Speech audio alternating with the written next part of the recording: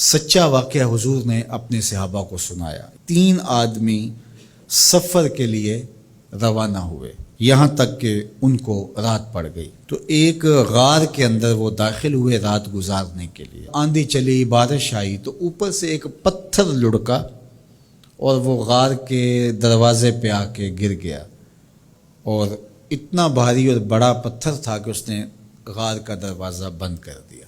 انہوں نے آپس میں بات کی اور کہا، تم اس غار میں پھنس گئے ہو، اب یہاں سے نکل نہیں سکتے مگر یہ کہ تمہارے وہ عمل جو محض اللہ کی رضا کے لیے تم نے کیے ہیں، ان اعمال کا وسیلہ دے کے اللہ سے دعا مانگو۔ ان میں سے ایک آدمی نے کہا، اللہ میرے ماں باپ بوڑھے تھے اور میں جب بھی بکریاں چرا کر کے آتا تو میں دودھ دو کر کے سب سے پہلے اپنی ماں کو اور اپنے باپ کو پیش کرتا۔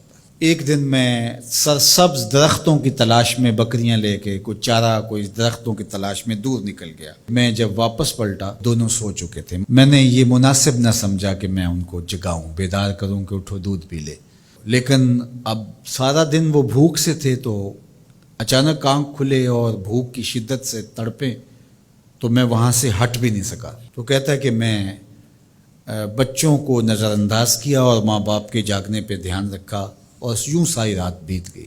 میرے ماں باپ فجر کے وقت جب اٹھے وہ دودھ ان کو پیش کیا۔ اب یہ عمل پیش کر کے کہتا ہے، اے اللہ اگر یہ میں نے محض تیری رضا کے لیے کیا، تو جانتا ہے میرے دل کو، تو اس پتھر کو ہٹا دے۔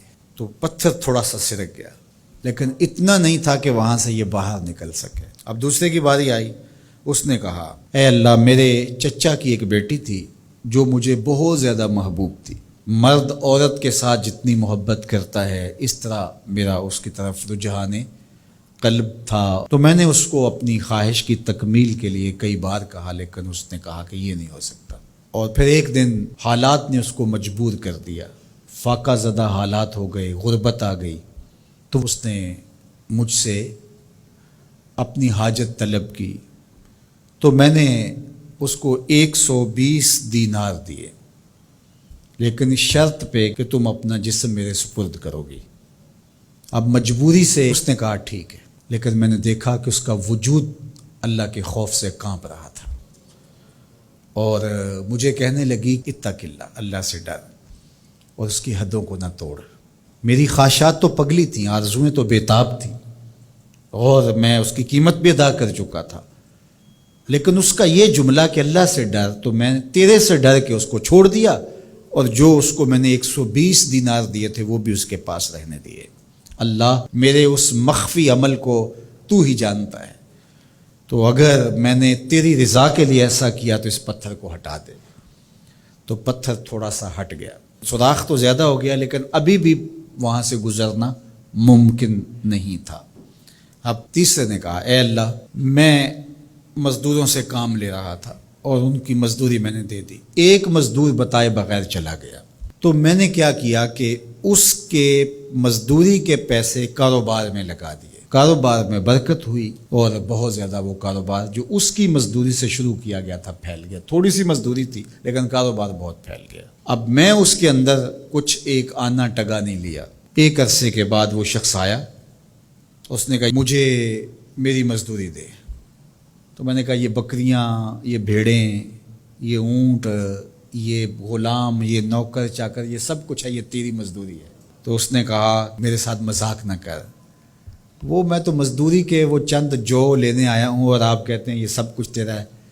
تو اس نے ساری صورتحال بتائی، تو اس نے وہ ساری بکریاں، وہ سارے اونٹ، ساری گائے اور سارے غلام ہانکے اور چل دیا۔ کہا اے اللہ اگر یہ عمل میں نے تجھے راضی کرنے کے لیے کیا تھا تو پتھر کو ہٹا دے۔ تو حضور نے فرمایا وہ پتھر ہٹ گیا اور یہ چلتے ہوئے باہر آ گئے۔ جب اللہ کی رضا کے لیے کام کیے تو مشکلوں سے نکلنے کے راستے ملتے۔ ایک روایت میں آتا ہے جو آسانی کے وقت اللہ کو فراموش نہیں کرتا، اوکھے ویلے اللہ اس کو فراموش نہیں کرتا۔ ہم تو کسی مصیبت میں پھنسے تو چالاکیاں کرتے ہیں، کوئی چالاکی، کوئی مکر کہ اس سے نکلیں۔ تو مصیبت میں پھنسیں تو دعا کے لیے ہاتھ پھیلا لیں اور اچھے اعمال کا اللہ کی بارگاہ میں وسیلہ پیش کریں۔ تو زندگی میں ایسا ذخیرہ اعمال کا جمع کرو کہ جب مشکل بنے تو ان اعمال کا وسیلہ پیش کر کے مشکلات سے نکلنے کا راستہ ملے.